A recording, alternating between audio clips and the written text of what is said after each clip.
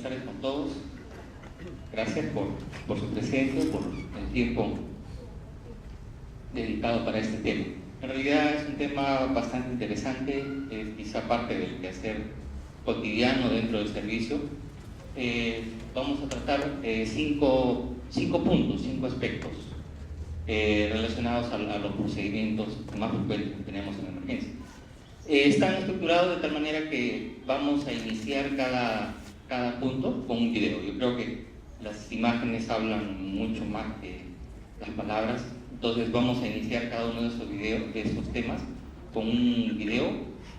En él van a poder ustedes apreciar fundamentalmente la técnica de cada uno de estos procedimientos, y luego vamos a tocar algunos aspectos que son interesantes, inherentes a cada punto, de tal manera que ustedes puedan tener tiempo o de pronto de hacer alguna pregunta, de fijar algún concepto, y le repito, en algún momento que ustedes consideren pueden hacer la observación o la participación, o si buscan alguna ampliación del caso. El primer tema es sobre cateterismo venoso central. Este es quizá uno de los procedimientos más frecuentes para un paciente crítico. Vamos viendo el video primero. En este video van a tener ustedes la oportunidad de apreciar una inserción a nivel de yugular anterior. Catéter venoso central. La cateterización venosa se define como la inserción de un catéter biocompatible en el espacio intravascular con el fin de administrar soluciones, medicamentos, nutrición parenteral, medios de contraste y realizar pruebas diagnósticas, entre otros. Algunas de las indicaciones del catéter venoso central son para monitorización hemodinámica, como la medición de la presión venosa central, como acceso vascular, sobre todo cuando hay malos accesos venosos periféricos, administración de sustancias vasoactivas o tóxicas, como las drogas vasoactivas, antibióticos, nutrición parenteral o quimioterapia, y para procedimientos radiológicos y terapéuticos, como la inserción de catéter de Swan-Ganz, circuito extracorpóreo o instalación de marcapaso. No olvidar que en toda indicación de catéter venoso central, esta se debe hacer con técnica séptica de alto nivel que incluya un lavado quirúrgico de manos, uso de gorro, mascarilla, guantes y delantal, uso de campo estéril, preparación de la piel, pincelación del sitio de inserción y además cubrir el sitio de inserción con una gasa estéril. Además, todo paciente que va a ser sometido a la instalación de un catéter venoso central se debe monitorizar sus signos vitales. Es de suma importancia la preparación de la piel, ya que esta tiene como objetivo disminuir la flora microbiana y eliminar la flora microbiana transitoria y proporcionar una solución antiséptica con efecto residual, como el gluconato de clorhexidina al 2%. Algunos materiales para la inserción del catéter son la guía, el catéter, el trocar, porta y tijera con hilo de sutura para la fijación de este, jeringas de 5 cc con aguja 21 y la solución antiséptica, que en este caso es clorhexidina al 2%, siempre cuidando la técnica aséptica. Una vez preparada la zona, se pincela la zona con el gluconato de clorhexidina en solución alcohólica al 70%, se pincela la piel, una pincelación amplia, tratando de mantener la esterilidad, ¿cierto?, de nuestra ropa quirúrgica y nuestro delantal y nuestros guantes. La idea de esta pincelación es tratar de abarcar el mayor espacio posible en el caso que no podamos insertar nuestro catéter venoso central en la zona que hayamos escogida, y ya tener preparada una zona distinta en caso que tengamos que cambiarnos de zona. En este caso se va a hacer una instalación de un catéter venoso central con acceso yugular anterior. Una vez pincelado, ¿cierto?, se ponen los campos estériles, que en este caso son campos que tienen pegamento, por lo tanto se adhieren a la piel, lo cual hace mucho más fácil su instalación. Y una vez puestos los campos estériles, uno empieza a buscar los reparos anatómicos, que en este caso son las inserciones de los dos haces del esternocleidomastoideo, el haz clavicular y el haz esternal. Aquí, como ustedes ven, estamos terminando la colocación de los campos estériles, manteniendo siempre la esterilidad con guante estéril, delantal quirúrgico, gorro y mascarilla. Preparamos entonces nuestro material, tocamos los reparos anatómicos, que en este caso es el maniobro external, Ahí están los dos haces de los esternocleidomastoideo que forman un triángulo cuya base es la clavícula y se forma un triángulo, ¿cierto? Ahí estamos viendo los lados de los triángulos entre los dos haces del esternocleidomastoideo. Estamos preparando nuestro trocar. Estamos preparando nuestra guía. Cabe destacar que la instalación de este catéter venoso central es con técnica de Seldinger, que es sobre guía, sobre dilatador. Y nuestra jeringa con la aguja 21, en la cual nosotros preferimos, en la gente que tiene poca experiencia, recomendamos funcionar primero con una aguja 21 y después con el trocar, que es número 16. Dentro de los reparos anatómicos también se encuentra la mamila, que la dirección de la punción es hacia el haz del esternocleidomastoideo en dirección hacia la mamila. Estamos puncionando con la aguja 21, ahí ya nos refluye sangre venosa, que es indicativo de que está puncionada la yugular interna. Y guiándonos con esta aguja 21 instalamos nuestro trocar. Ahí vemos cómo nuevamente entramos a la vena yugular. Seguimos aspirando, retiramos la jeringa y estamos en condiciones de instalar la guía. Esta guía metálica siempre tiene que estar a la vista porque no se nos puede perder en el lumen venoso porque se puede quedar dentro. Y una vez que la guía ha entrado lo suficiente, esta guía por vena cava superior va a estimular la aurícula derecha produciendo una extrasístole que ustedes pueden ver en el trazado del electrocardiografía. Se retira el trocar, ¿cierto? Y queda la guía instalada en nuestro sitio de punción por el cual vamos a poner un dilatador y a través después de esta misma guía instalaremos nuestro catéter. Ahí estamos haciendo la instalación de nuestro dilatador siempre con la guía a la vista. Entonces con esto dilatamos la piel hasta la llegada a la vena yugular.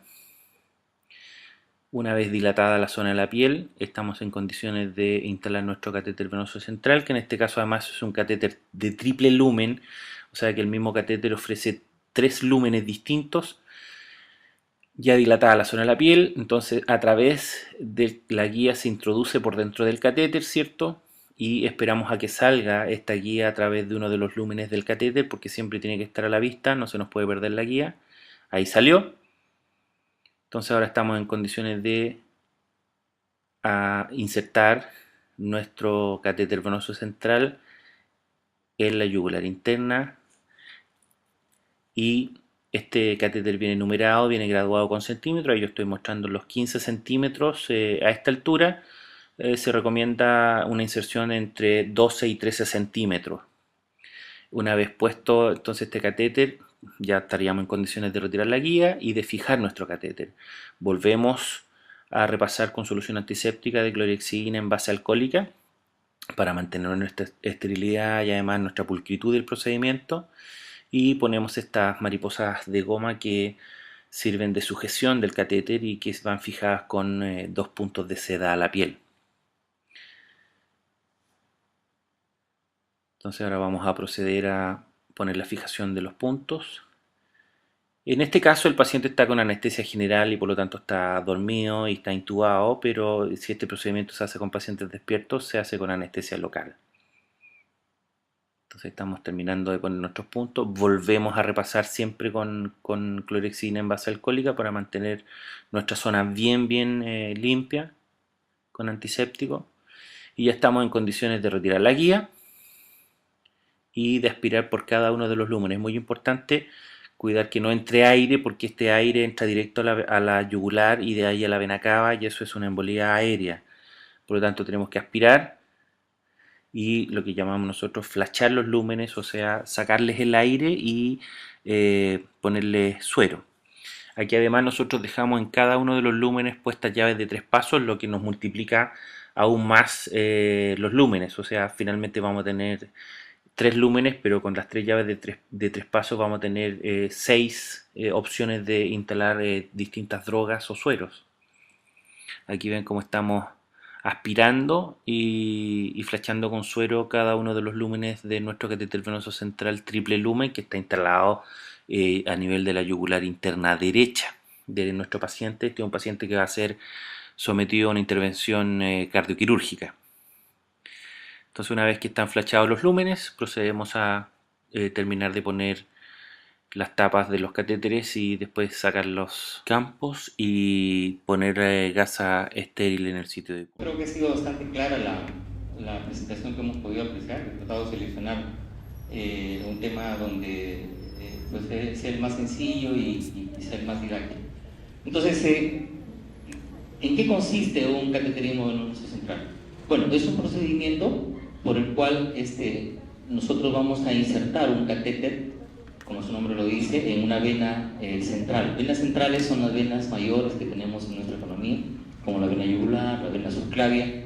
Se pueden insertar también a través de la vena cefálica o la vena basílica. Estos catéteres, obviamente, a través de estos últimos dos vasos, tienen otro nombre, ¿no? Son catéter central de inserción periférica, pero también es factible y tienen algunas indicaciones, ¿no? En algún momento lo vamos a conversar. Las venas más usadas son, como dijimos, vena subclavia, la vena yugular interna o la vena yugular externa también puede ser, basílica, cefálica, y también se usa la vena femoral. Lo que cabe destacar acá es de que el extremo distal del catéter debe llegar a la vena cava superior cuando se utilizan los accesos, los 4 primeros accesos que mencionamos, y a la vena cava inferior cuando se utiliza el acceso femoral, ¿no?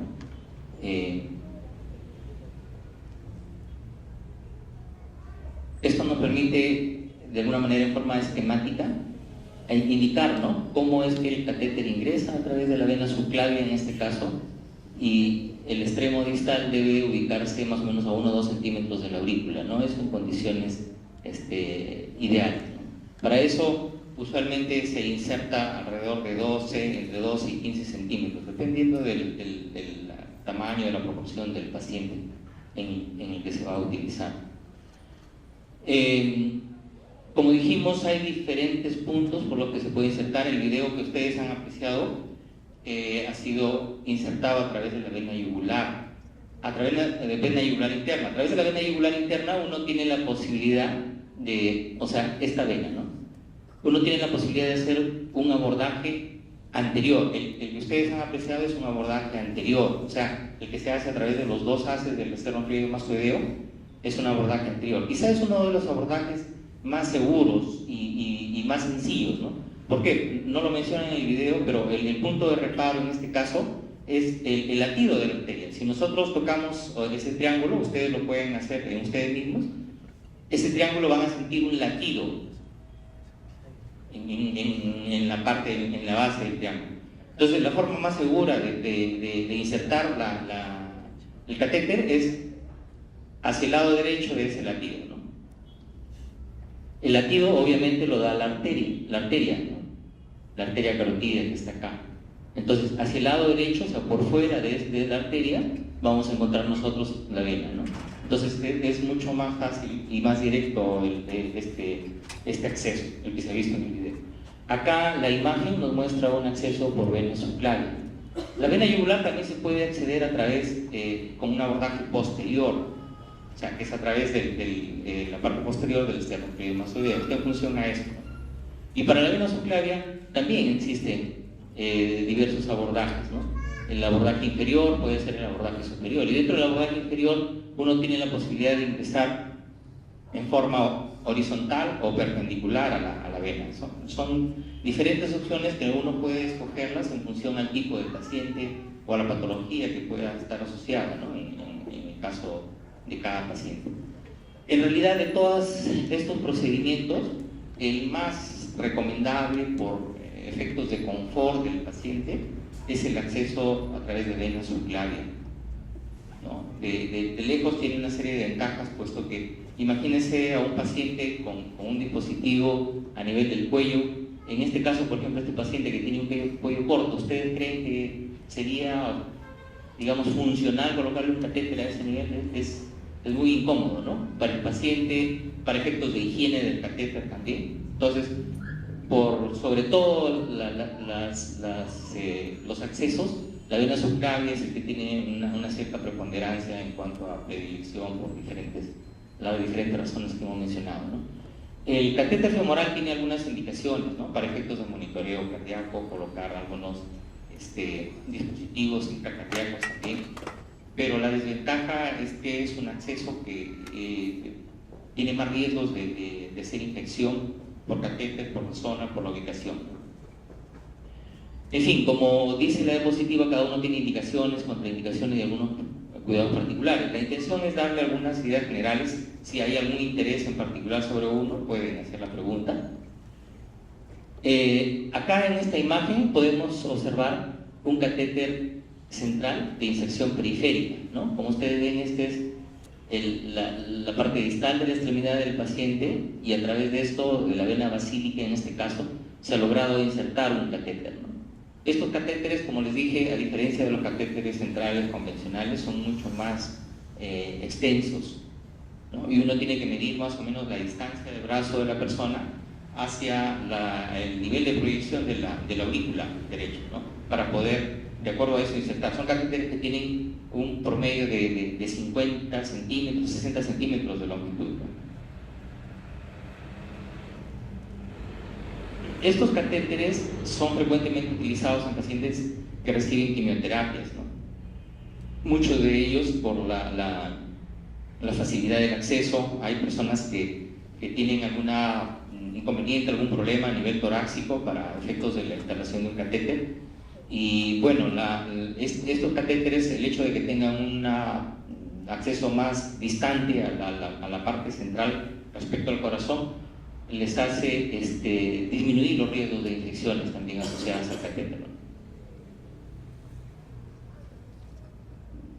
Bien, dentro de las indicaciones ya ustedes lo han escuchado en la presentación. En la primera parte se mencionan algunas características. Se trata de tener un acceso venoso cuando las venas periféricas, por ejemplo, no son viables.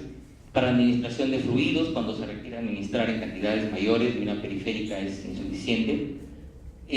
Nos sirve también como métodos diagnósticos, ¿no? Para evaluar la parte cardíaca del miocardio fundamentalmente.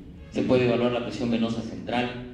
Nos puede permitir colocación de marcapasos definitivos, transitorios o definitivos a nivel cardíaco, así como también nos puede permitir la instalación de un catéter especial que se llama Swan-Ganz.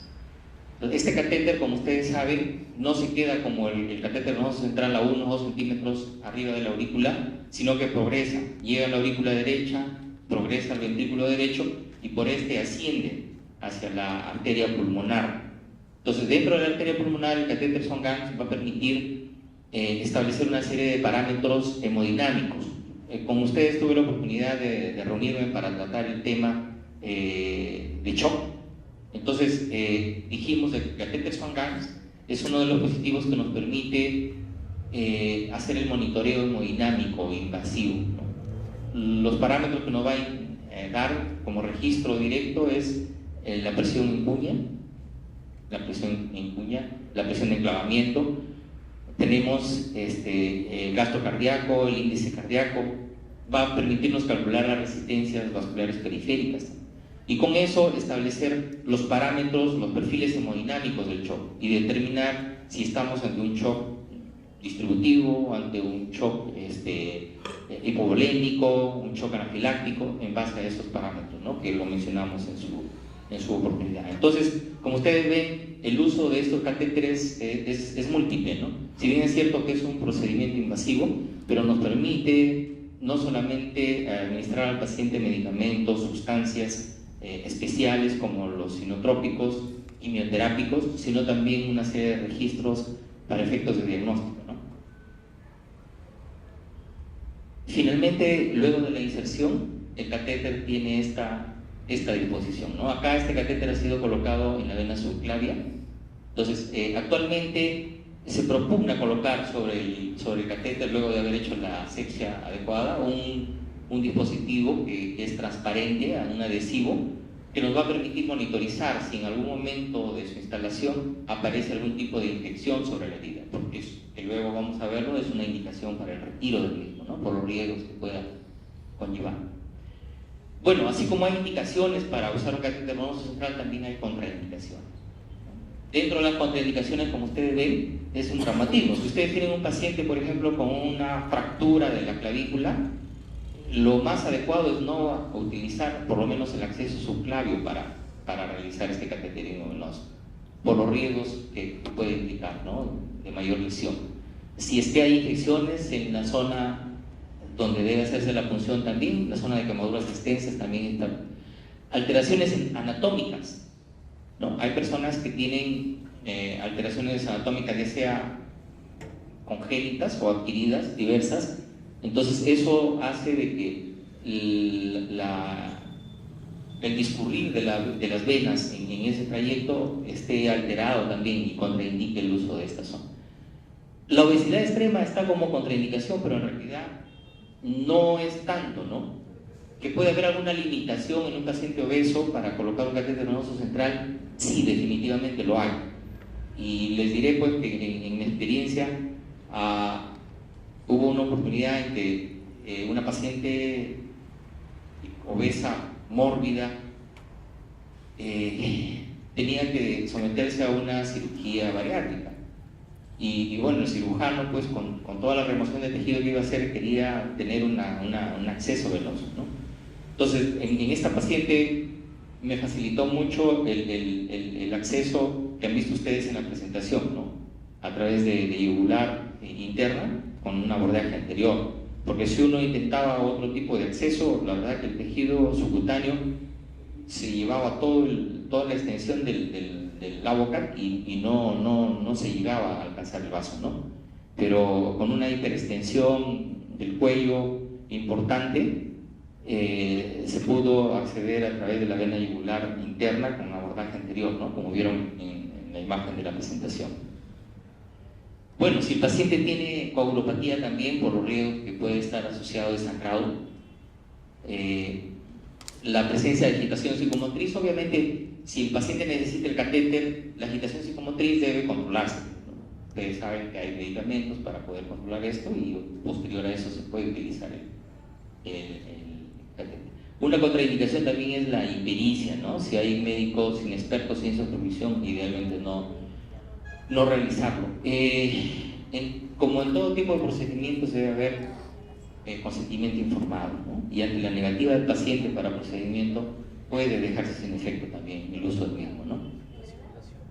Sobre el equipo quisiera recalcarles esto para que conozcan un poco más directamente. Este es el catéter que se va a insertar. Generalmente la longitud es de alrededor de unos 20 a 25 centímetros y la característica es que a lo largo del trayecto vienen marcas transversales que nos indican que estamos a 10 centímetros, a 15, a 20 centímetros, para que de esa manera nosotros sepamos cuántos centímetros ya se ha ingresado el catéter dentro del paciente, ¿no? Esto es la guía, una guía metálica que característicamente la parte que va a salir hacia ingresarlo al paciente es curva, ¿no? De tal manera que cuando ingresa, esta guía en algún momento ustedes han escuchado en la presentación que puede llegar hasta las cámaras cardíacas. Entonces, el hecho de que sea curva previene de algún daño que puede haber a ese nivel, ¿ya? Esto de acá son las agujas, con el trocar con el que se inserta, y como ustedes ven tiene un dispositivo en forma de Y, ¿no? Esto es muy importante porque lo que ustedes han visto en la presentación ingresan con un catéter más o menos de este tipo, ¿no? Y acá está conectado una jeringa. Entonces, para poder insertar la guía, esa jeringa el médico la retira, ¿verdad? Pero al retirarla, ustedes han visto que brota un poco de sangre. Pero puede ocurrir también si el paciente inspira profundamente, dependiendo de la patología que tenga, al inspirar puede ingresar aire dentro a través de esa aguja. Por eso lo ideal es que cuando uno usa esas agujas, después que retira la jeringa antes de ingresar la guía, ocluya la parte posterior de la aguja de tal manera que se prevenga el ingreso de aire a esta zona porque puede haber problemas de embolias gaseosas.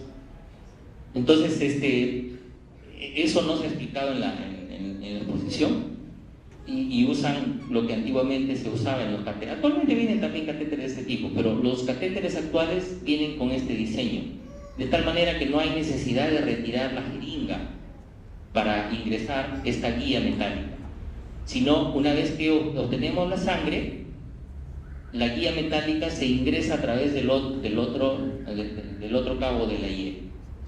Entonces, eso nos previene de los problemas de embolias aéreas, ¿no? Que es una de las complicaciones que podemos tener. El procedimiento, bueno, ya ustedes lo han apreciado, lo han observado, no vamos a repetirlo. Como les dije, hay varios accesos que se usan. El que tenemos acá a la vista, por ejemplo, acá está el músculo esternocleidomastoideo, es un acceso posterior. Es para vena subclavia, vena yugular interna con acceso posterior, ¿no? Está detrás del músculo ingresando, pues es un tipo de acceso. Y usualmente después de colocar un catéter venoso central, es recomendable realizar una radiografía de tórax con la finalidad de poder verificar la ubicación del catéter, ¿no? La tenemos acá. Usualmente va a 1 o 2 centímetros arriba de la aurícula, ¿no? Esto es importante porque, de acuerdo a la anatomía de las personas, muchas veces el catéter puede venirse por acá, entra por subclavia y se sube por la yugular, o puede pasar al otro lado, a la vena innominal, o puede hacer que esté muy introducido en la parte de aurícula. Entonces eso nos va a servir para poder ubicar el catéter si fuera necesario, ¿no? Entonces es importante qué precauciones tener, ¿no? Antes de introducir totalmente el catéter hay que retirar la guía metálica, ¿no? De lo contrario hay el riesgo de producir daño en el miocardio con la guía. En realidad, en la medida que vamos ingresando el catéter, ya se va retirando la guía gradualmente, ¿no? Idealmente no debemos hacer más de 2 intentos en el mismo lado. Si es que por cosas del azar se punza la arteria, es preferible buscar otra zona para la inserción. Hay algunas indicaciones para retiro del catéter venoso central también, si es que hay alguna infección localizada, si es que el paciente presenta hipertermia y no se encuentra otra causa para esta hipertermia, ¿no? En el curso de su hospitalización. Es una causa de retiro, se retira el catéter, se hace cultivo de la punta del catéter y se puede ubicar el catéter venoso, otro catéter venoso en otra zona si es que el paciente lo requiere, ¿no? Obviamente si hay retorno inadecuado también o si está mal posicionado según la radiografía como les había explicado, ¿no? Para retirarlo, obviamente si se suturó hay que retirar las suturas, se retira firmemente el catéter, hay que procurar revisar que esté íntegro y obviamente hay que hacer compresión de la zona a retirar y viceversa, con la finalidad de evitar formación de algún tipo de hematoma. ¿Pueden haber complicaciones con este procedimiento? Sí, como en todos los procedimientos pueden haber. Puede haber hematoma en el sitio de la punción. Muchas veces en la imagen, en el video que vieron, el colega desplazaba el introductor en forma directa, ¿no? La forma adecuada de colocar el dilatador es en forma rotatoria, de tal manera que el tejido se vaya abriendo lentamente, ¿no? Lentamente. Es más, antes de colocar el introductor uno debe hacer un corte pequeño donde está insertada la guía con la finalidad de que, porque la piel es muy dura, ustedes saben, impide el desplazamiento del introductor. Entonces es un pequeño corte y el introductor se desplaza en forma rotatoria. Cuando uno lo hace de la manera que se hizo en el video, tenemos más riesgo de producir trauma en el tejido y que se formen hematomas, ¿no? Por eso ustedes veían cómo la sangre brotaba, ¿no? Cuando él estaba haciendo el procedimiento, brotaba con fuerza porque el introductor llega hasta la vena, ¿no? Y abre un espacio importante. Puede haber punciones en arteria, como dijimos, puede haber perforación del miocardio si es que no se maneja adecuadamente la guía, infección local y sistémica, ya lo mencionamos, problemas de trombosis, flebitis, se pueden producir arritmias también desencadenadas por esto, la embolia gaseosa que hemos mencionado. Bueno, puede haber, a raíz de la administración de fluidos, ya sobrecarga de fluidos, presencia de osteomielitis, si es que al momento de hacer la inserción se ha punzado algún hueso también de la estructura, ¿no? Que está asociado. Bien, esto es todo con respecto al cateterismo venoso. Vamos a hacer el otro tema. Si es que hubiera alguna pregunta. Sí.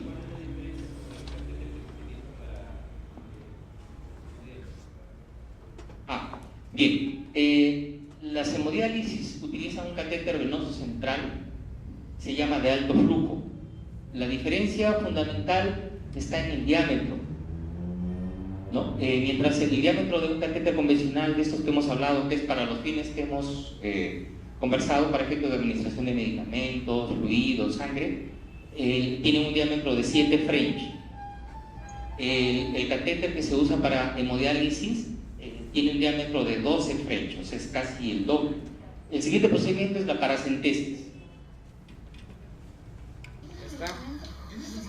Muy buenas tardes, la clase 4 de procedimientos intrahospitalarios. Esto es llamado paracentesis. Podemos ver el abdomen lleno de ascitis, francamente en hipertensión portal, lo cual nos lleva a manifestaciones como ascitis, edema muy importante en miembros inferiores, plétora yugular, entre otras. El paciente viene por dificultad respiratoria, secundaria al líquido de ascitis que tiene, muy importante. Entonces lo que necesitamos aquí son 2 pares de guantes, cubrebocas y una bata estéril, que el procedimiento sea lo más limpio posible. Vamos a necesitar gasas, un par de jeringas de 20 mililitros que vamos a heparinizar también para llevar a hacer un cultivo y examen citoquímico, una jeringa de 10 mililitros, una aguja de insulina para infiltrar la anestesia, un Venopac, que va a ser con el que vamos a sacar ese líquido. Y bueno, el líquido que vamos a sacar van a ser 4 litros como máximo, y después revalorar si podemos sacar un poco más o tenemos que reponer albúmina. Tiene que ser una asepsia bastante rigurosa para evitar riesgos de infecciones que son muy comunes en esta zona, ya que es un procedimiento invasivo. Las referencias anatómicas aquí nos tienen que decir que es sobre la línea alba, línea media, 2 centímetros abajo del ombligo, o en la otra zona es la espina ilíaca antero-superior, 5 centímetros por arriba y medial a ella. Aquí pues como el líquido es bastante importante, percutimos, vamos a escuchar sonido timpánico hasta que llegue el sonido de matidez, que es donde está la mayor parte del líquido. El aseo tiene que ser en círculos, muy riguroso. Vamos a puncionar aquí, la punción tiene que ser perpendicular.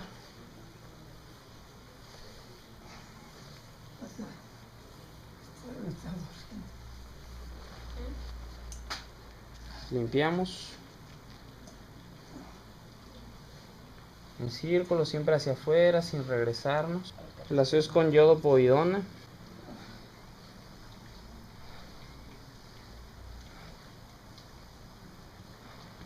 Preparamos nuestra jeringa con lidocaína, solución inyectable al 2%. Sí, con 3 mililitros es más que suficiente. Ya preparamos nuestras 2 jeringas de 20 con heparina. Nos quitamos los guantes. Esta es una técnica bastante buena para hacerla sin ayuda. Sí, acomodamos los guantes, uno de cada lado, para poder sacar los dos y tener estos libres, que estén limpios. Recordamos que todas las punciones tienen que ser perpendiculares. Voy a ponerle anestesia, va a sentir un piquete, va a ser un piquete y una sensación de gran ardor, Jalamos el émbolo para ver que no hayamos picado algún vaso. Infiltramos.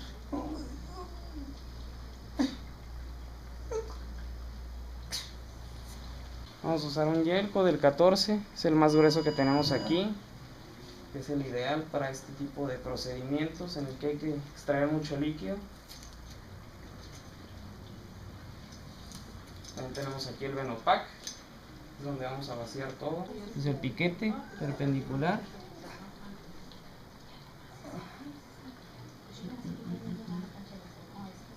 El piquete,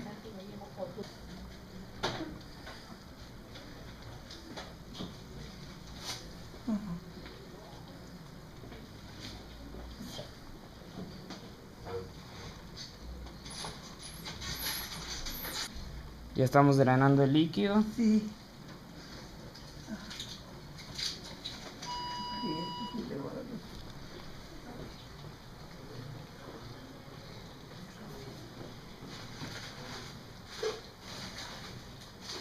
Podemos ver el líquido peritoneal de ascitis, un poco amarillento.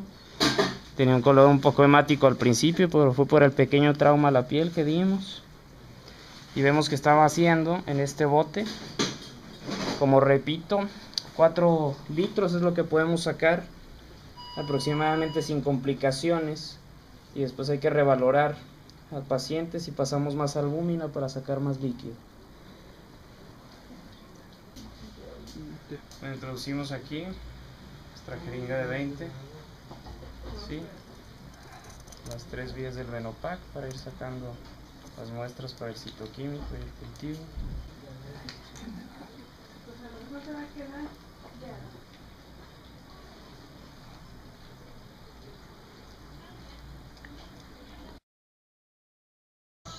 Bueno, pues hemos sacado aproximadamente 7 litros de líquido de ascitis, ¿sí?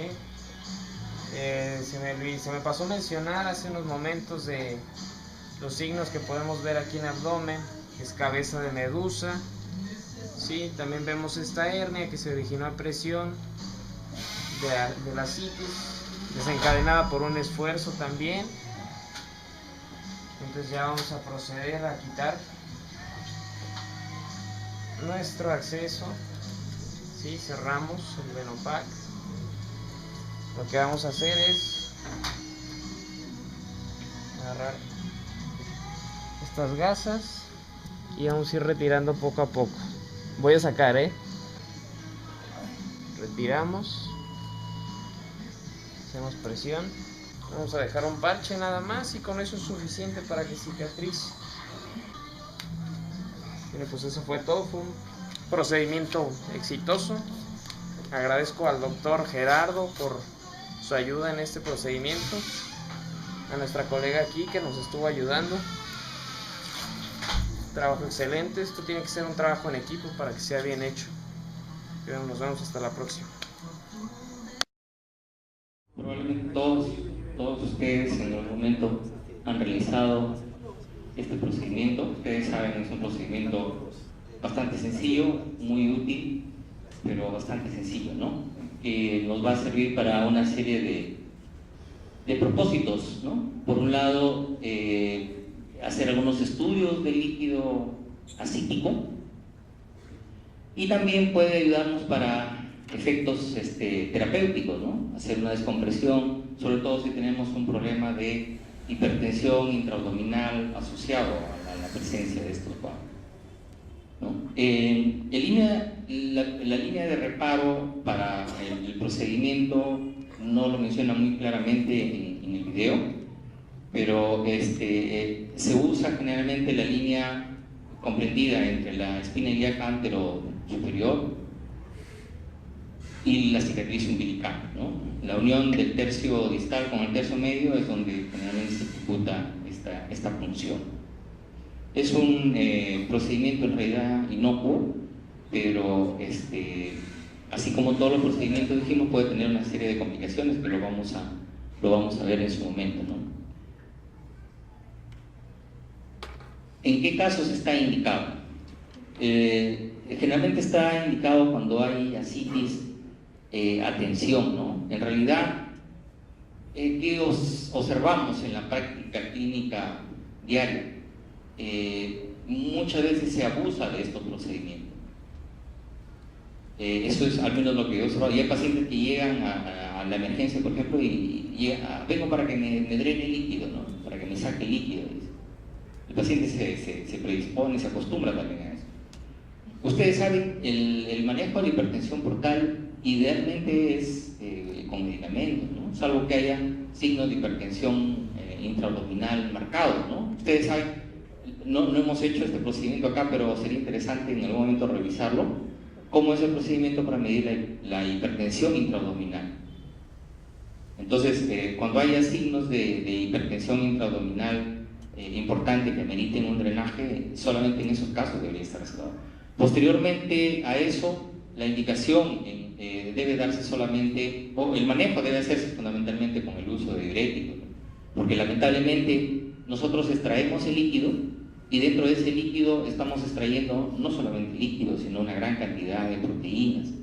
Entonces, estos pacientes que ahora le retiramos una cantidad X de volumen, van a venir con mayor prontitud a la consulta, porque parte del cuadro de la fisiopatología de estas enfermedades es la pérdida proteica, ¿no? Si nosotros le estamos retirando, al retirar el líquido ascítico una gran cantidad de proteínas, se van a edematizar con más facilidad todavía. Entonces no es la vía más adecuada esta, ¿no? Lo ideal sería hacer el manejo con diuréticos, y ahí es importante conversar, hacer entender a los pacientes que el drenaje no es la medida más adecuada, ¿no? Bueno, pero cuando está indicado, sí, pues hay casos de cirrosis hepática, peritonitis, patologías pancreáticas, en fin, metástasis, en los que cuando hay una ascitis a tensión debe aliviarse. De lo contrario, esta hipertensión intraabdominal puede generar una serie de daños sobre otros órganos. Puede producir el síndrome hepatorrenal que hemos mencionado, porque puede comprimir incluso órganos del retroperitoneo y conllevarnos a cuadros de ese tipo, ¿no? Y en estos casos sí, obviamente, está indicado hacer el drenaje. Como todo procedimiento que tiene indicaciones, también hay casos en los que hay contraindicación para hacer el procedimiento. Cuando hay una alteración hemodinámica grave, por ejemplo, o hay trastornos de coagulopatía en los pacientes, y hay algunas contraindicaciones relativas, si es que hay alguna distensión abdominal importante de otro tipo, como ilio, por ejemplo, si es que hay múltiples cicatrices por cirugías, porque el líquido acítico en el video que han visto fluye con toda facilidad, pero si el paciente ha tenido múltiples intervenciones quirúrgicas, ese líquido puede estar enquistado, ¿no? O en los pacientes, si de repente ustedes han tenido oportunidad de extraer líquido o hacer paracentesis a algún paciente con carcinomatosis, ustedes le extraen líquido, pero el paciente aparentemente está lleno de líquido, ustedes le extraen líquido por celdas, ¿no? Porque el conglomerado ganglionar, las adherencias que se forman espacios, forman celdas, y no se puede extraer líquido adecuadamente, ¿no? Está como tabicado. Entonces eso podría ser una contraindicación incluso para poder extraer esto, ¿no? En el caso de que haya adherencias peritoneales, obviamente, ¿no? El equipo, como ustedes han visto, es un equipo sencillo. Básicamente es un trocar, un aguja grueso, en el que se introduce con la parte metálica de la aguja, pero luego que se ha ingresado se deja solamente la parte de látex nada más, ¿no? Para evitar lesiones a nivel interno, ¿no? En realidad, estos drenajes, tanto la toracocentesis como la paracentesis, puede hacerse utilizando también un catéter parecido al catéter venoso central, ¿no? También nos puede servir para hacer este tipo de drenajes. Bueno, acá un poco los reparos para poder precisar la ubicación. Es importante siempre la asepsia, antisepsia del paciente como parte rutinaria de todos los procedimientos. Y por acá podemos observar una complicación, ¿no? Acá hay un hematoma grande que se ha producido en un paciente por post-procedimiento, ¿no? De paracentesis. Entonces, como ustedes ven, no siempre son procedimientos inocuos, ¿no? Por eso es importante hacer la valoración, sobre todo si es un paciente con cirrosis, sabemos que tiene algún grado de coagulopatía, ¿no? Y los procedimientos en ellos idealmente deberían hacerse con algunos exámenes auxiliares basales para ver riesgos de sangrados que puedan tener. Hay riesgo de infección también, puede llegarse a perforar el intestino, generar choque hipovolémico si se compromete algún vaso sanguíneo importante. Si se hace muy bajo puede haber perforación vesical, puede haber hematomas, no solamente en la parte de tejido blando, sino a nivel rectal o mesentérico, dependiendo de la zona que se haga la paracentesis. Puede haber infiltración de líquido también en los tejidos y obviamente la hipoproteinemia que estábamos mencionando, ¿no? Que puede agravarse. Bien, si hay alguna inquietud sobre este procedimiento.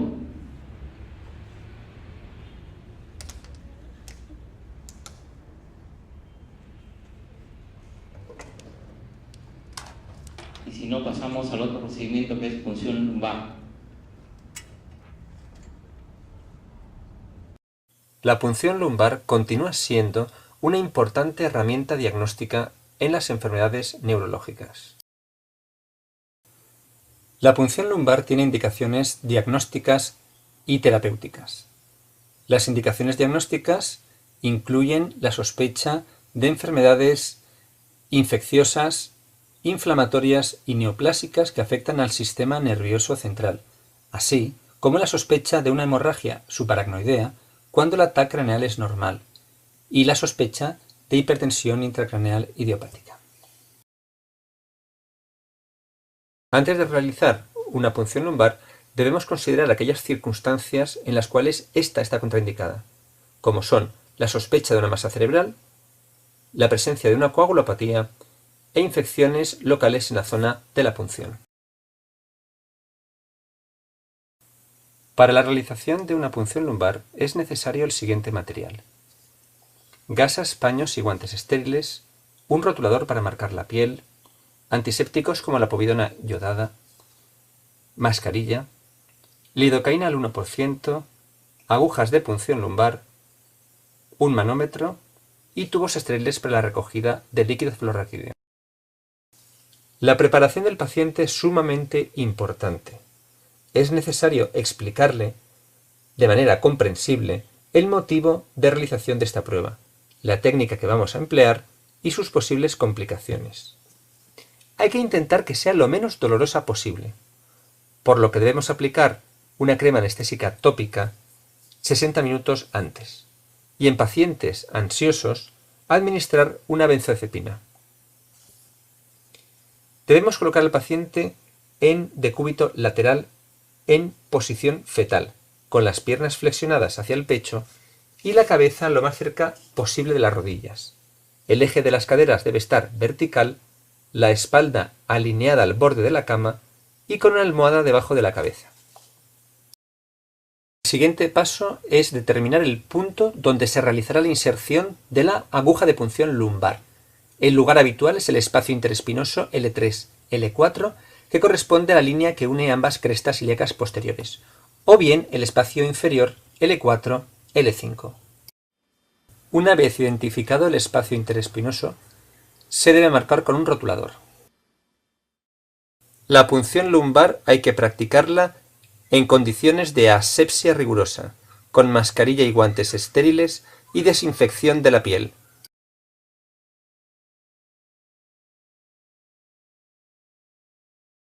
Tras la desinfección de la piel, se infiltra el tejido celular subcutáneo de la zona de la punción con lidocaína al 1%. Para la realización de la punción lumbar, se introduce la aguja lentamente en el punto determinado previamente, con una inclinación aproximada de 15 grados en dirección cefálica.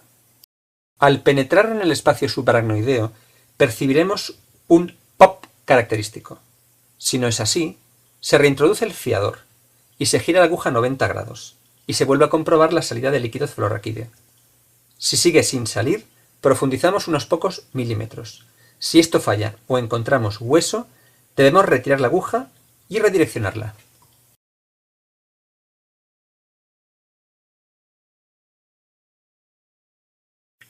Una vez que fluye el líquido cefalorraquídeo, debe determinarse la presión de apertura. Tras terminar de recoger el líquido cefalorraquídeo, se inserta de nuevo el fiador y se retira la aguja de punción lumbar.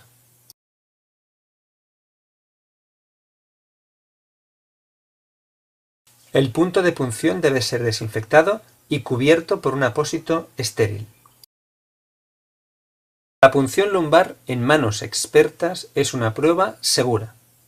Las complicaciones, con la excepción de la cefalea y la lumbalgia, son infrecuentes, pero pueden ser graves.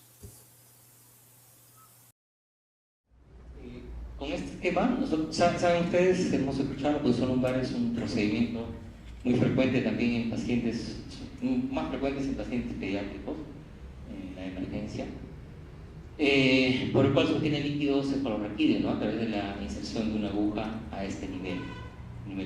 Esquemáticamente lo podemos apreciar acá cómo es que se hace la inserción, ¿no? Los cuerpos vertebrales, prácticamente la aguja debe discurrir a través de ambos cuerpos vertebrales. Entonces ese es el secreto, digamos, para poder tener éxito en la punción. En primer lugar, el paciente tiene que estar con la columna flexionada en posición fetal, de tal manera que al colocarse en posición fetal, estos espacios intervertebrales van a abrirse a su máxima extensión, digamos, de tal manera que van a permitir una mejor apertura para el ingreso de la aguja. Y una vez que está hecho ese procedimiento, lo que nos queda es tratar de introducir la aguja de tal manera que nosotros podamos proyectarla dentro de esos dos cuerpos vertebrales, ¿no? Como ustedes ven, el espacio es estrecho, pero la clave del éxito es justamente la inserción a través de este mismo espacio, ¿no? Y direccionarlo más o menos teniendo en cuenta la postura de los pacientes. Por esta razón es que las funciones lumbares en los pacientes ancianos es mucho más complicada, porque ustedes saben que los espacios intervertebrales en ellos tienen ya algún grado de artrosis y ofrece de por sí una dificultad mayor.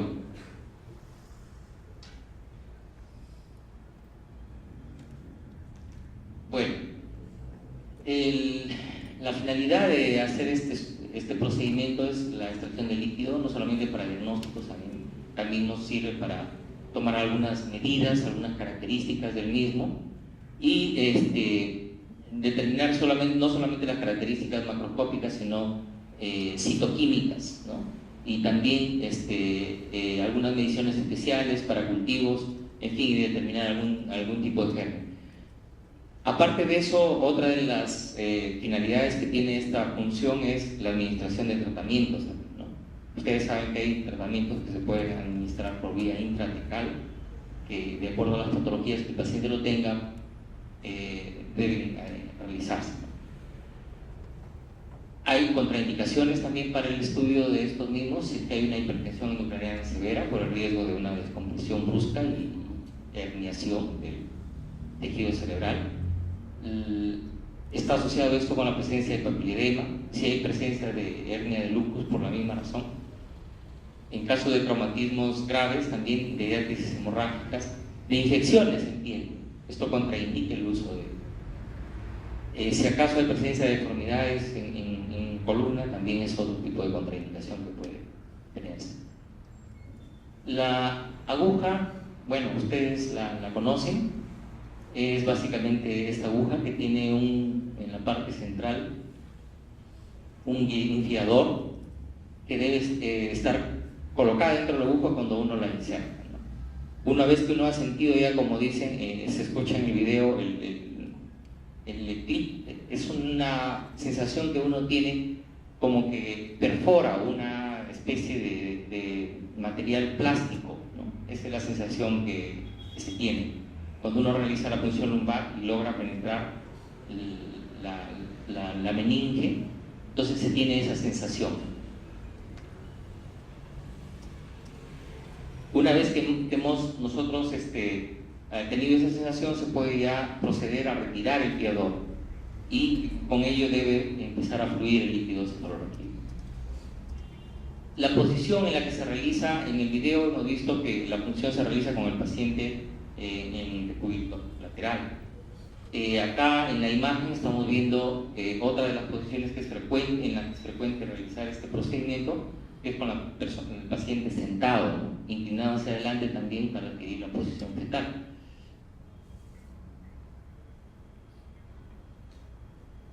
Esto es para repasar el nivel. La cresta ilíaca posterior superior está a nivel de L4, entonces el procedimiento debe realizarse entre L3 y L4 fundamentalmente, ¿no? Decía el video, si es que no hay éxito a este nivel, se puede intentar un nivel más bajo o un nivel superior. Bueno, en este esquema repasamos las posturas, como les decía, de cúbito lateral, sentado.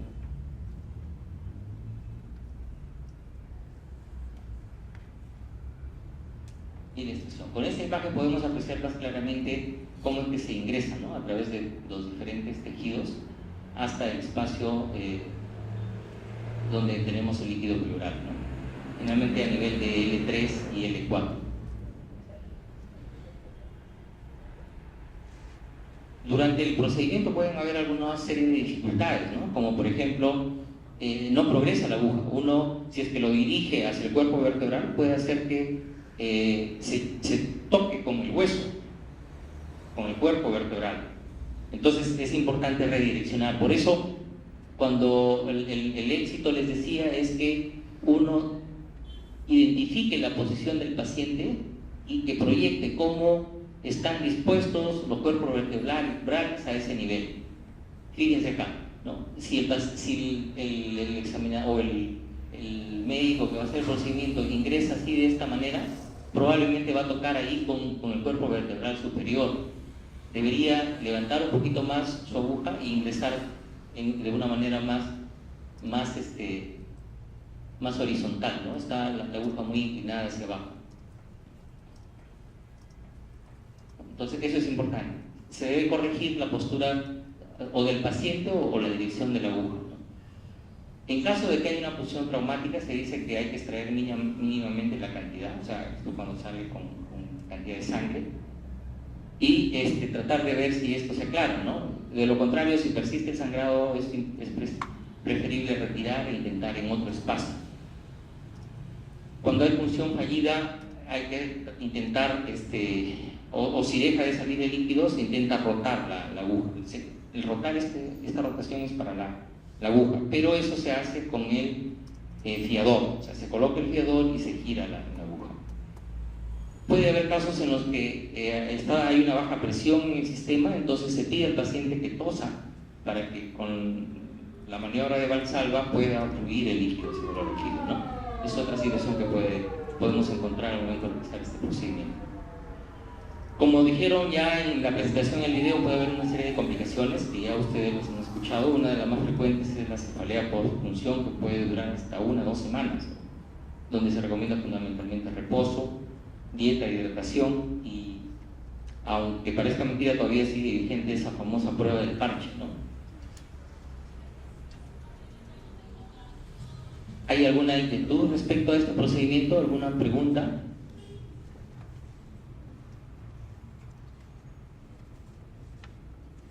¿Alguna duda? ¿Alguna aclaración? Bueno, pasamos al otro procedimiento, que es toracocentesis. Entonces, ¿qué es lo que voy a hacer ahorita? Tomar una muestra, entro con una jeringuilla y aspiro y voy a obtener un líquido que generalmente es de color amarillento, puede ser rojizo, sanguinolento, dependiendo de la etiología que tenga. Ábrame el chupito, por favor. Le voy a hacer la punción.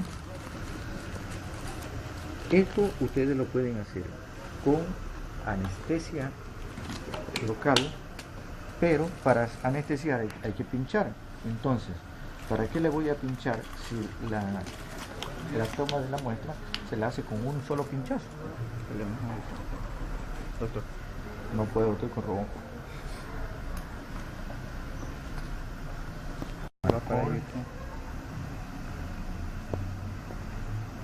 Voy a poner las indicaciones ayer. ¿El doctor Kempis dejó alguna indicación?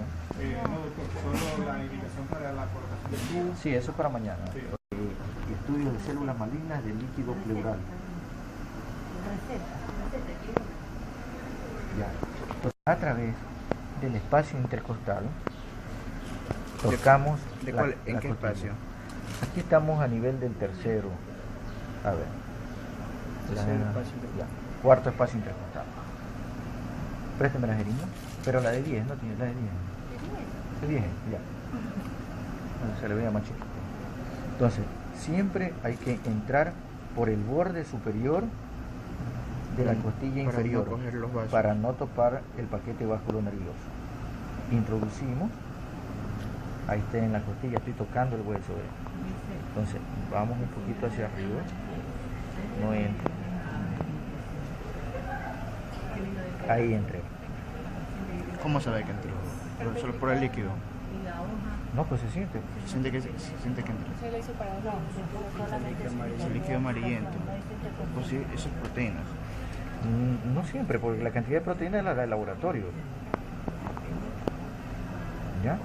Mañana se le va a poner ya un tubo torácico para drenar toda la cantidad de líquido. Hoy día solamente para estudio de proteína. Esta pleura está engrosada, está dura. Una TV. Puede ser. Ya, pongámosle eso ahí. Y termina el procedimiento ahí. Y esto. ¿Algún comentario, alguna apreciación que quieran hacer sobre estas imágenes que acabamos de ver?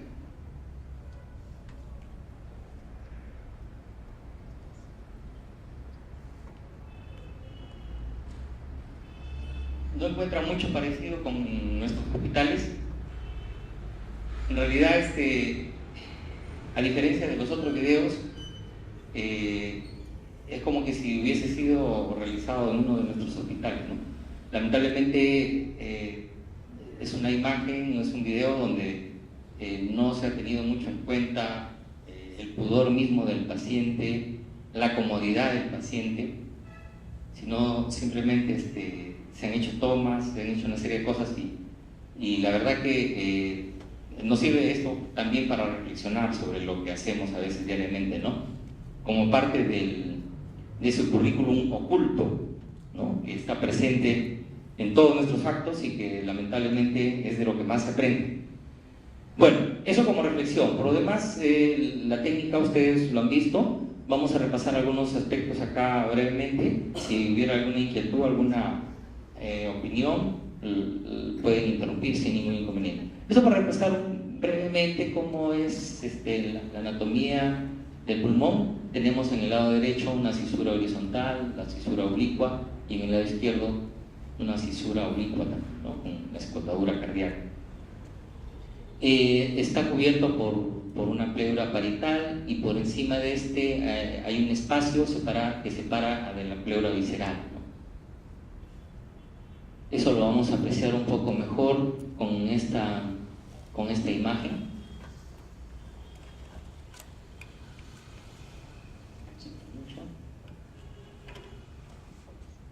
Bien. Entonces, ¿cómo accedemos nosotros a obtener un líquido del espacio pleural? A través de los espacios intercostales, obviamente. Así como en el cateterismo venoso central hay diferentes accesos para este tipo de procedimientos. En la técnica que hemos apreciado en el video, ustedes ven que usan la línea axilar posterior, ¿verdad? Entonces, en un paciente que está como en una posición bastante incómoda, ¿no? En realidad, lo ideal es darle comodidad al paciente también al momento de hacer el procedimiento. Porque imagínense ese paciente que en esa posición que nos ha mostrado el video, si en algún momento, por efecto de dolor, por algún reflejo que pueda presentar por el procedimiento mismo, se mueve, ¿no?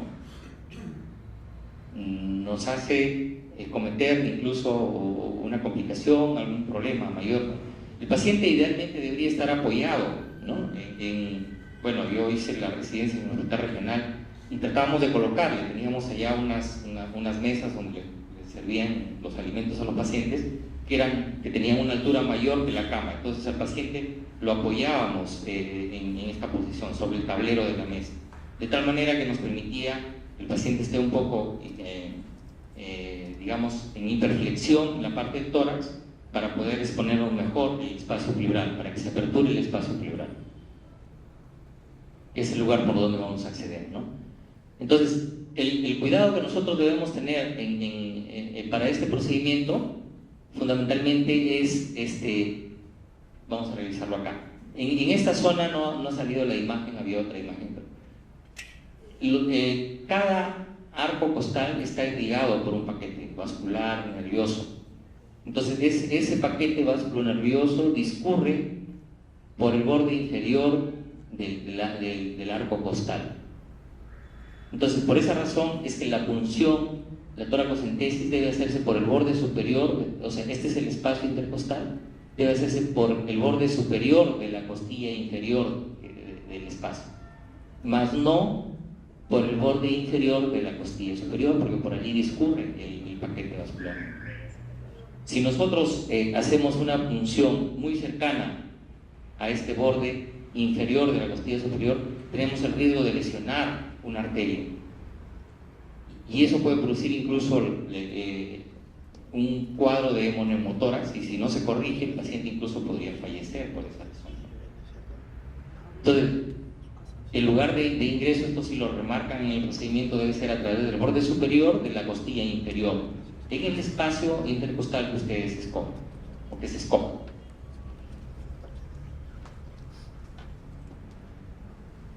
Bueno, la indicación para realizar el procedimiento es ante la presencia de sospecha de derrame pleural, ¿no?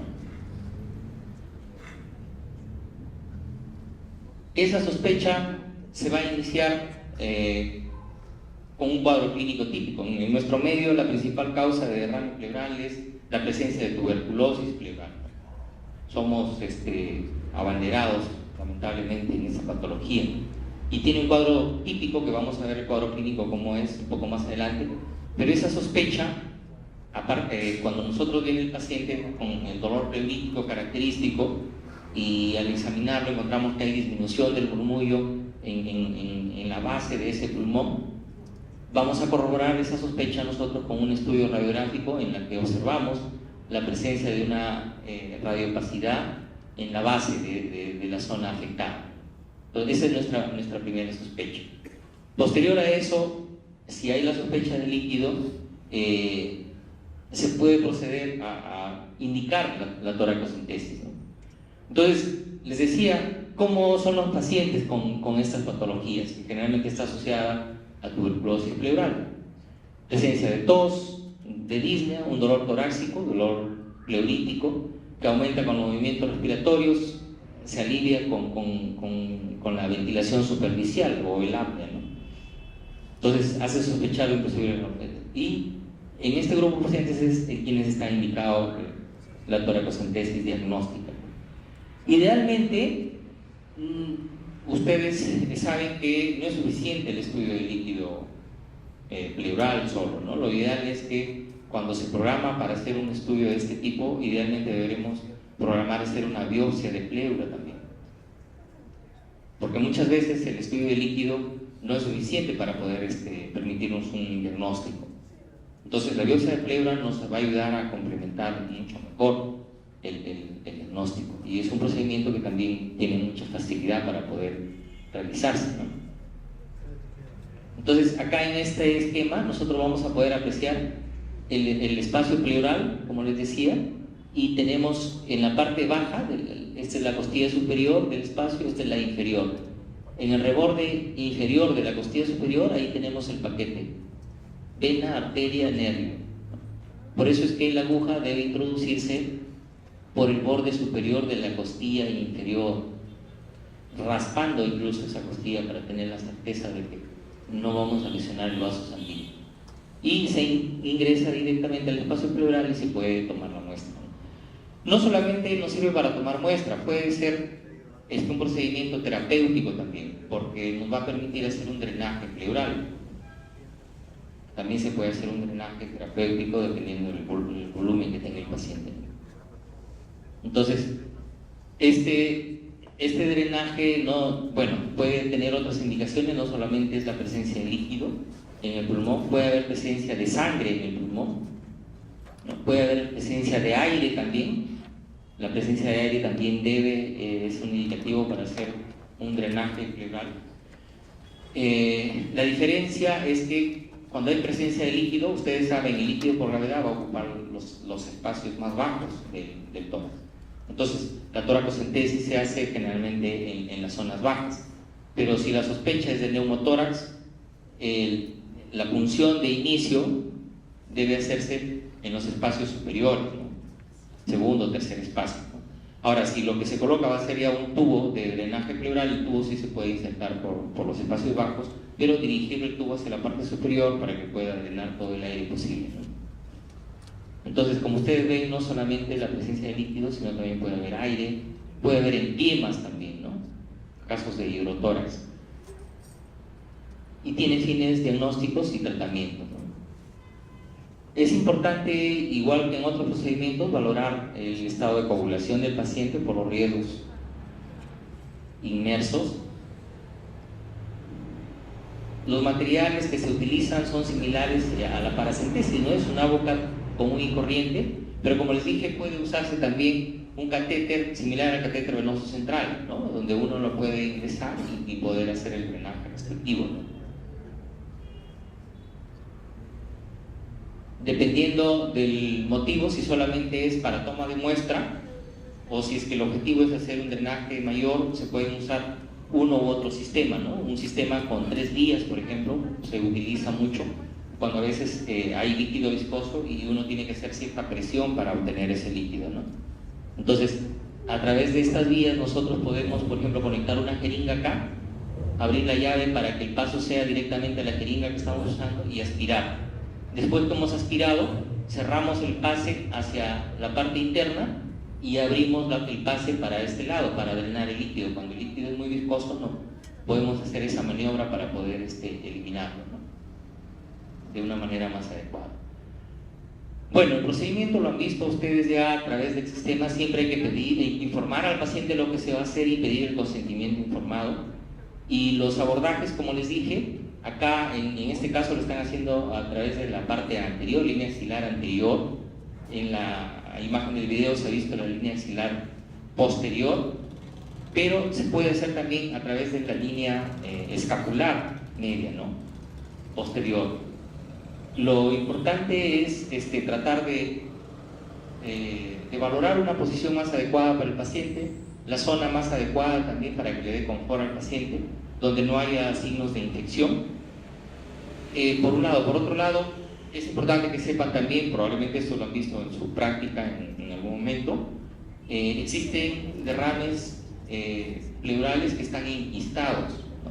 Entonces, algunas imágenes radiográficas no son claras para precisar la presencia o ausencia de un derrame pleural. Entonces, en estos casos nos ayuda mucho un estudio ecográfico, ¿no?, para permitirnos identificar,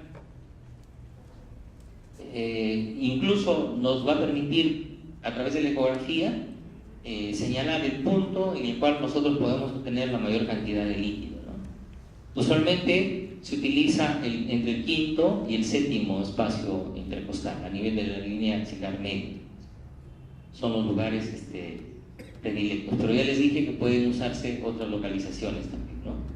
Este esquema nos permite ver cómo discurren los vasos sanguíneos para poder evitarlos cuando hacemos la punción, ¿no?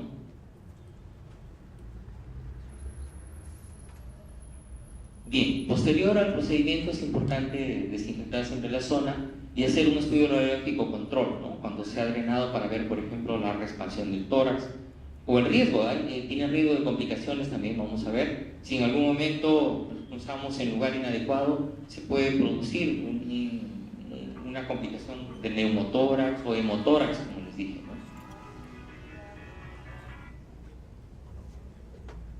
Dentro de esas complicaciones está, por ejemplo, esto, ¿no?, la presencia del neumotórax.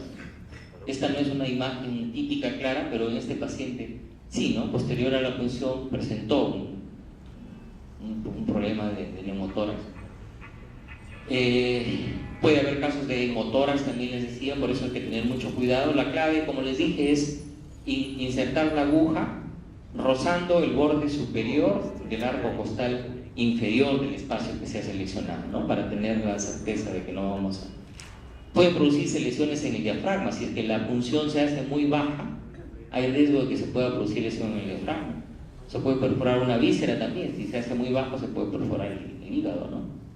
Entonces hay ese tipo de riesgos. Por eso es que idealmente debe ser entre el quinto y el séptimo espacio intercostal, ¿no? Obviamente, si hay sangrado, puede llegar a un estado de shock. Se puede infectar la zona si no tuvimos la prudencia de la asepsia, y en fin, toda una serie de complicaciones que pueden haber, incluso embolia aérea, ¿no?, a nivel de venas. Bueno, estas son unas imágenes radiográficas de alguna manera un poco típicas, ¿no? El menisco, la presencia del menisco es lo que nos da la idea más clara de que se trata de un derrame pleural. Acá se conserva también, miren, la presencia de la cisura. Y acá, ¿hacen toracocentesis o no hacen toracocentesis? Con esta imagen. Esta imagen en realidad no es una imagen típica de presencia de líquido pleural. Más bien acá hay una serie de retracciones, de fibrosis. Ustedes saben, si es que hubiese líquido acá, este líquido desplazaría el mediastino hacia el lado contralateral. Pero acá, en vez de desplazarlo, miren, este pulmón está mucho más hiperventilado para compensar todo el proceso de fibrosis que hay a este nivel.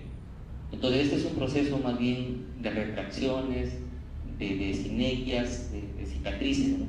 Si tenemos duda, está la ecografía. La ecografía nos va a permitir determinar si realmente hay líquido o se trata de un proceso consolidativo, cicatrizado. Esto de acá tampoco no es, obviamente, no es líquido. El menisco en el líquido se forma a la inversa, ¿no? Hacia arriba, con la concavidad superior, y acá está, o sea, es un proceso ahí de consolidación o atelectasia probablemente, ¿no? Acá, ¿qué tenemos acá? Acá es una víscera que se ha subido al tórax y obviamente tampoco debemos punzarla, ¿no? Acá con su nivel hidroaéreo acá, es una presencia de hernia diafragmática, donde el intestino está arriba, el diafragma está acá, fíjense, y acá hay un nivel hidroaéreo del intestino que está en la parte superior. Bueno, eso es todo en cuanto a la parte de toracocentesis. Si hubiera alguna inquietud, alguna pregunta, o pasamos brevemente al último tema. Yo voy a mostrarles este video que dura, creo que 4 minutos, no dura más, pero nos va a dar una idea de que en general de todas las dificultades que hay para el manejo de la vía aérea, y con esto yo creo que vamos a terminar, y con sus preguntas obviamente. Es un video que no tiene audio, son imágenes, pero bueno, algunas partes tiene en inglés, pero van a poder entenderlo con mucha facilidad.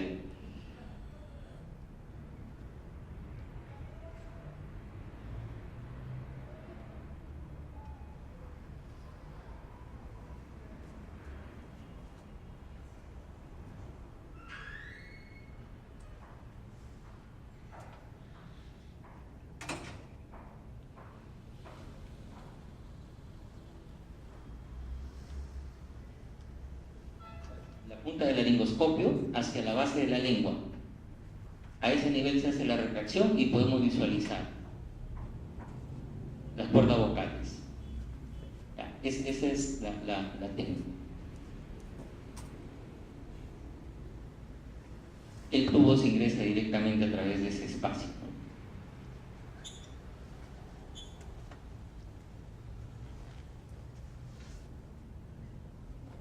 Acá está instalado ya el tubo.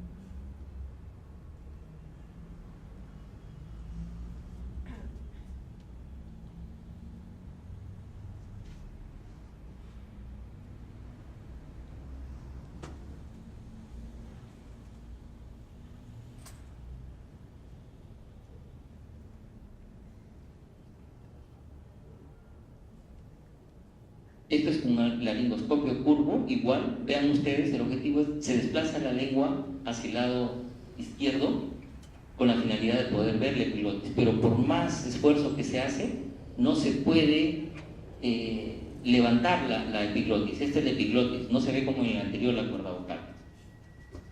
O sea, esto es un caso de vía aérea difícil, ¿no?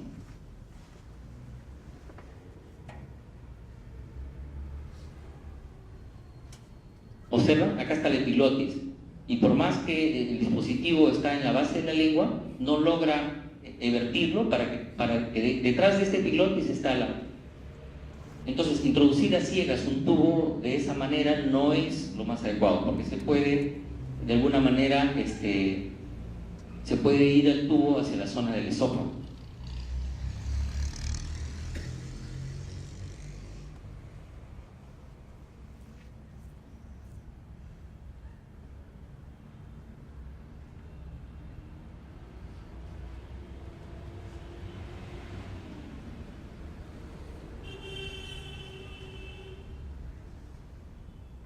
Existe un laringoscopio especial con este canal que nos va a permitir en estos casos tratar de corregir esa dificultad. En algunos casos, no siempre es posible. Acá, por ejemplo, ustedes observan, está la epiglotis, pero no permite vertirlo tampoco, a pesar de utilizar el equipo especial. Luego vamos a ver qué alternativas hay para eso.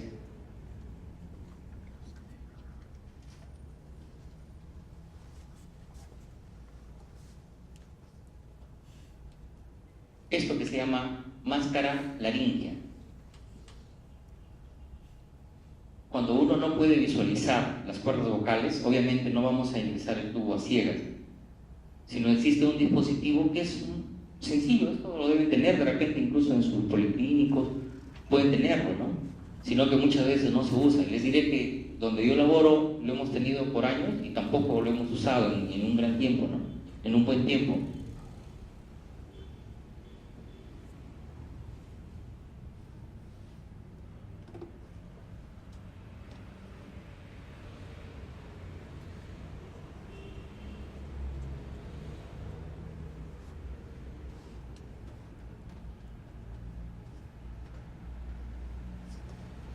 Entonces, esa máscara laríngea se puede insertar directamente hasta el fondo, en la que uno siente que ha topado ya en la parte final de la epiglotis, y a ese nivel el paciente recibe la ventilación. La otra alternativa es el uso de la traqueostomía, ¿no? Sin embargo, existen otras alternativas actualmente. Vamos a presentar algunas imágenes acá. Yo espero que tengan oportunidad entonces de revisar este video, el IOT, intubación orotraqueal 1, es el que nos va a permitir visualizar mejor el procedimiento en sí de una... En ese video se hace una revisión de las características de la vía aérea. O sea, hay una serie de parámetros, por ejemplo, la distancia entre el cartílago tiroides y el mentón debe tener por lo menos 6 centímetros.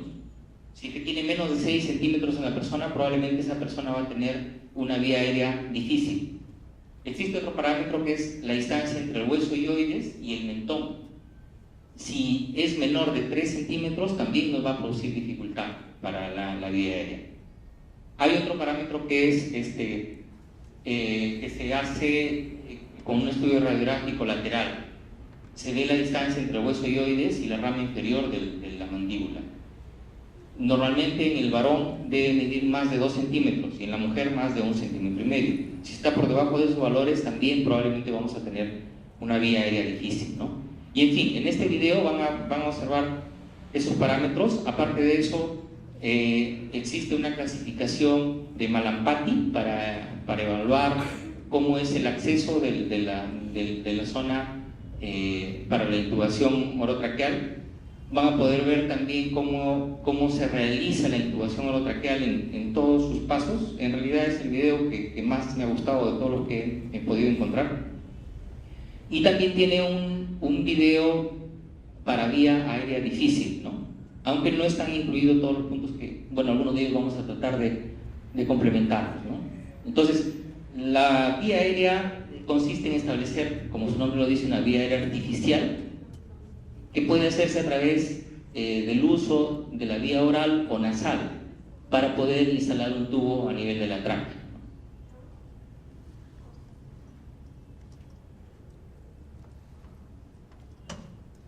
Entonces, en este caso tenemos una instalación de un tubo a nivel orotraqueal. Y podemos encontrarlo, ¿no? En este caso, por ejemplo, es un caso de candidiasis, ¿no? Avanzada a nivel de la zona. Pero acá está la epiglotis, uno llega acá, eleva la epiglotis, ingresa el tubo. Indicaciones para estos procedimientos. Para anestesia, prequirúrgico, si el paciente está en paro cardiorrespiratorio, para reanimación cardiopulmonar, en caso de obstrucción de la vía aérea, para ventilación mecánica, en fin, cuadros de insuficiencia respiratoria. Si el score de Glasgow también del paciente de menor de 8, está indicada la intubación. Existen también contraindicaciones, el hecho, por ejemplo, de que haya un trauma a nivel de tráquea con fractura de anillos, traumatismo maxilofacial, presencia de hemangiomas de esta magnitud. Imagínense cómo se puede intubar a un paciente de ese tipo. La posibilidad acá quizás sería una traqueostomía, ¿no? Para poder manejar su vía aérea adecuadamente, ¿no? El equipo, básicamente debemos disponer de este equipo que es un laringoscopio, el tubo endotraqueal, que tiene medidas entre 2.5 y 8.5. Los valores menores son los que se utilizan en la parte de pediatría. Estos son tubos de Mayo que deben usarse también en el paciente que está intubado, con la finalidad de que el paciente no muerde el tubo, ¿no? Con los reflejos que pueda haber, porque al morder el tubo el paciente va a obstruir su vía aérea. Entonces este tubo nos permite para que el paciente pueda ocluir esa vía aérea y pueda ventilar adecuadamente, ¿no? Aparte de esto, se debe disponer de una serie de equipos, pues, de monitores cardíacos, aspiradores, ambú, en fin, ¿no? Para que podamos hacer todo un monitoreo en el paciente, ¿no? Usualmente debe tomarse el laringoscopio con la mano izquierda y se debe ingresar a través de la comisura del lado derecho, tratando de llevar la lengua hacia el lado contralateral. La punta del laringoscopio, la clave para el procedimiento, para que tengamos éxito, es que la punta del laringoscopio debemos llevarlo hasta la vallécula, o sea, la base de la lengua, ahí donde nace la epiglotis. Y una vez que tenemos eso, debemos hacer una tracción en este sentido, en el sentido del mango del laringoscopio, de tal manera que nos permita desplazar y aperturar las cuerdas vocales como lo teníamos en la imagen, ¿no? que hemos observado, ¿no? Posteriormente ya se hace la aplicación. ¿Cuánto vamos a ingresar el tubo? El tubo nosotros estamos viendo cuando ingresa a través de las cuerdas vocales. Debemos ingresarlo hasta que sobrepase las cuerdas vocales, estén por encima del balón que se insufla en el tubo. Eso se ve claramente. Entonces hasta ese nivel debemos ingresar. O sea, el globo que se insufla en el tubo endotraqueal debe quedar por debajo del nivel de las cuerdas vocales, ¿no? Entonces, este es el balón que se insufla. Entonces, cuando ingresa, nosotros lo estamos observando, ¿no? Si hemos aperturado adecuadamente la vía aérea, ¿no? Esta es la máscara laringea, como les dije. Cuando hay dificultades en vía aérea, uno puede ingresar esta máscara. Este tubo es flexionado, como ustedes han visto. Esta es la base de la máscara que llega a la base del epiglotis. Y allí, sin ninguna dificultad, el paciente, esto también se insufla, tiene un CAF así como el tubo endotraqueal, se insufla y se fija. La ventaja de este dispositivo es que debe usarse como máximo por unas 3 a 5 horas, porque puede producir edema del tejido, pero nos da tiempo para, si es que alguna persona no puede realizar la intubación endotraqueal, nos garantice, ¿no? el flujo de aire a la vía aérea de una manera adecuada. Actualmente existen otros dispositivos. Esta es la máscara laringea, ¿no? Esta es la parte que va hacia adentro y esta es la parte que queda fuera del tubo, ¿no? Por acá se insufla, igual que el tubo endotraqueal, un balón, y lo que se insufla es esto, ¿no? Porque va a sellar la vía aérea. Esto se insufla como un globo. Actualmente, para casos de vía aérea, la intubación debe hacerse a través de un sistema de fibrobroncoscopía, ¿no? Ustedes todos han visto los equipos de fibrobroncoscopio. Entonces, cuando uno está ante un caso de vía aérea difícil, debe hacerse a través de un fibrobroncoscopio. Hay fibrobroncoscopios muy delgados en los que, antes de introducir el fibrobroncoscopio en la vía aérea, se le coloca como una camiseta o un tubo endotraqueal, ¿no? De acuerdo a la dimensión del paciente.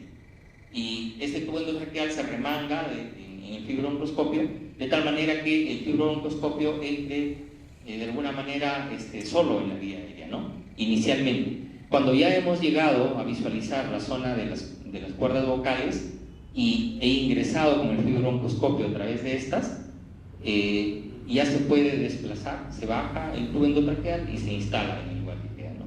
Entonces ese es el procedimiento actual más sofisticado que tenemos para la vía aérea difícil. Hay una serie de cuidados post-intubación también. Lamentablemente el tiempo ya no nos permite realizar algunas cosas puntuales acá. Pueden haber complicaciones también, como presencia de broncoaspiración. Justamente una de las maniobras, esto lo quiero recalcar, para evitar la broncoaspiración, consiste en que una segunda persona que no está realizando la intubación, un ayudante, puede comprimir a nivel del cartílago cricoides.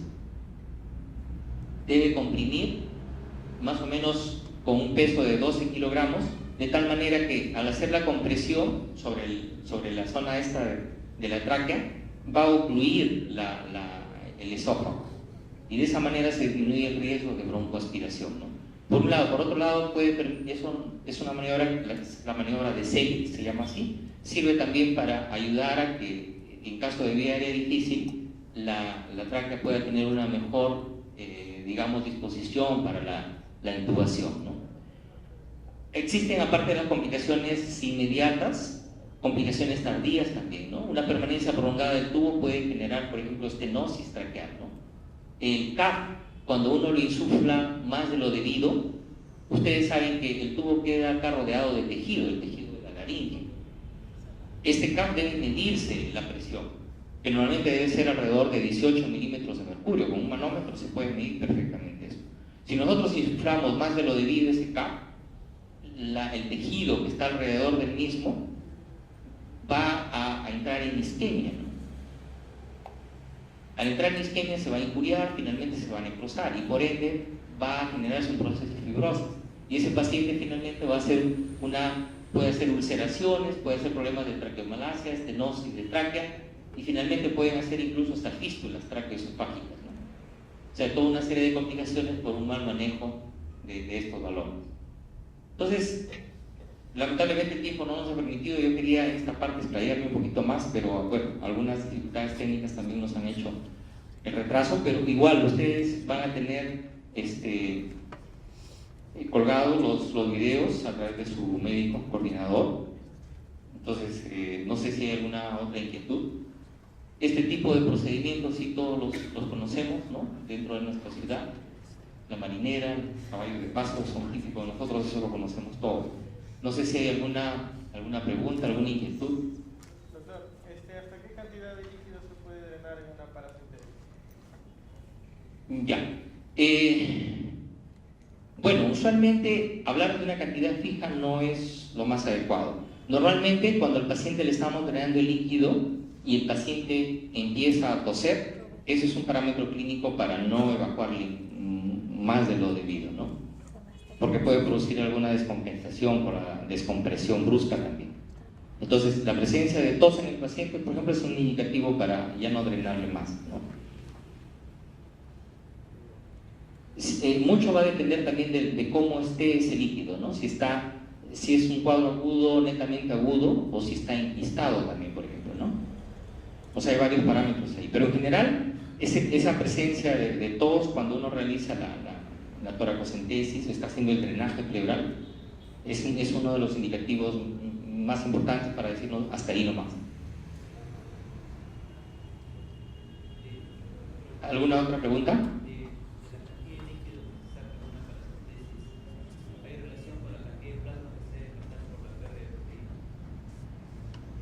Bueno, esa pregunta yo también me la he hecho siempre, ¿no? Y cuando yo he tratado de corroborar, en la bibliografía no he encontrado el dato, pero en general va a variar la cantidad de proteínas que haya en el líquido, ¿no? Mucho va a depender de la condición del paciente que tenemos. Entonces, pero usualmente, por cada litro que se extrae en la paracentesis, debe pasarse un frasco de albúmina al 20%, ¿no? Más o menos es el equivalente, ¿no? Que se administra al paciente. Pero, como les digo, mucho va a depender de la condición de cada paciente. No crean que todos tienen la misma condición, ¿no? Pero en general, digamos, en una forma empírica se hace eso, ¿no? Por cada litro, en el video que les he presentado, el colega decía, te extraigo 4 litros y luego revalúo, ¿no? Le ha extraído en total hasta 7 litros, ¿verdad? Y ha reemplazado, por lo que veo, 3 por 3 litros nada más, ¿no? El problema es que ese paciente va a tener carencia proteica, más carencia proteica posteriormente, ¿no? Y se va a volver a llenar con más facilidad, ¿no? Entonces, esos videos, como han visto ustedes, ninguno es nacional, ¿no? Pero aún siendo extranjeros también tienen una serie de limitaciones, de falencias, como ustedes ven, ¿no? Sino que no sirve para efectos didácticos. En realidad hay varias cosas ahí que comentar. Lamentablemente el tiempo siempre está en contra, pero si se puede encontrar algún espacio, de pronto podemos ampliar en alguno de los temas más, ¿no? Yo les voy a dejar igual los videos y las presentaciones también para que lo puedan revisar a través de su vía virtual, ¿no? ¿Alguna otra inquietud? Dígame, doctora.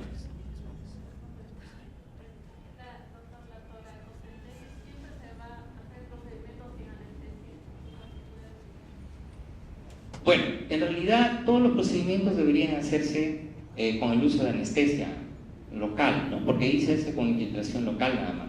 Sino, no sé si escucharon esa parte, el médico que hacía este procedimiento decía, si voy a pinchar una vez para colocar la anestesia, mejor le pincho una sola vez y le obtengo el líquido, ¿no? Así lo menciona incluso en el video, no sé si se ha logrado escuchar eso. En realidad, felizmente el tórax es una zona que no tiene mucha sensibilidad, ¿no? Pero en general nosotros debemos acostumbrarnos a que nuestros procedimientos tengan todos los pasos que debe ser, ¿no? La asepsia, la antisepsia, el uso de anestésico local también es parte de esos procedimientos, ¿no? Y bueno, es una de las partes humanas de nuestra atención, ¿no? El dolor, ustedes saben que es una situación muy subjetiva. Hay personas que son muy sensibles a los procedimientos. ¿Cómo que los hay también otras personas estoicas y que no sienten nada, ¿no? Pero por encima de todo debe estar nuestra conducta ética y administrarle la anestesia a todos, ¿no? Por eso les decía, hay muchas cosas en realidad en estos videos que deberíamos revisarlo, ¿no? Pero que en todo caso se puede hacer de repente en otro momento, ¿no? Si lo consideras coordinado. ¿Alguna inquietud más? Bueno, yo les agradezco por su tiempo. Gracias por su atención.